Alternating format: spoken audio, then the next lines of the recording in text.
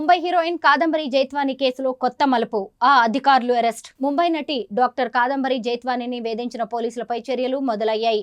విజయవాడలో పనిచేసిన అప్పటి ఏసీపీ హనుమంతరావు, నాటి ఇబ్రహీంపట్నం సీఐ సత్యనారాయణలను పోలీసు ఉన్నతాధికారులు సస్పెండ్ చేశారు. మరోవైపు ఫోర్జరీ పత్రంతో తనపై తప్పుడు కేసు నమోదు చేసి అరెస్టు చేసి ఇబ్బందులకు గురి చేసిన వ్యవహారంలో అప్పటి నిఘా విభాగాధిపతి సీతారామాంజనేయులు, కాంతిరాణ తాత, విశాల్ గున్ని, వైఎస్ఆర్సీపీ నేత కుక్కల విద్యాసాగర్లపై కేసు నమోదు చేయాలని కాదంబరి జైత్వాని ఫిర్యాదు చేశారు. వీరందరిపై చర్యలు తీసుకోవడానికి రంగం సిద్ధమైనట్టు సమాచారం.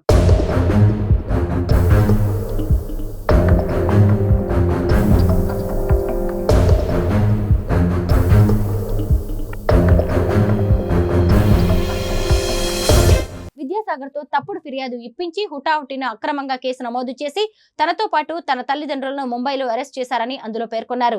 ఎఫ్ఐఆర్ నమోదు చేసిన వెంటనే ఆగమేఘాలపై ముంబై నుంచి వచ్చి ముగ్గురిని అరెస్ట్ చేయడం వెనక పెద్ద కుట్ర ఉందని ఆరోపించారు.